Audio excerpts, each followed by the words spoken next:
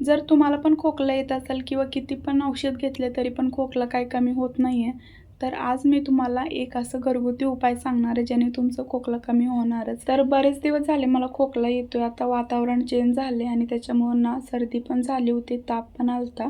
पण ते सगळं गेलं, पण खोकला काही बंद होत नव्हता. सो मग एक दिवशी मम्मीसोबत फोनवरती बोलत मम्मीने मला एक घरगुती उपाय सांगितलं, की असं करून बघ, तुझं खोकला बंद होणारच. तर मी आज तेच करते आणि तुमच्यासोबत पण शेअर करावं म्हणलं.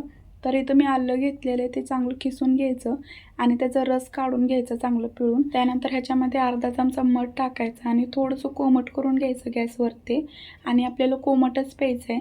तर हे कडू लागणार आणि तिखट पण खूप जास्त लागतं. पण आपल्याला डोळे बंद करून प्यावंच लागणार आपलं खोकला जर बंद करायचा असेल तर. तो माझा तर खोकला खरंच कमी झालेला आहे आणि हे प्यायल्यानंतर ना पाणी अजिबात प्यायचं नाही, डायरेक्ट झोपायचं.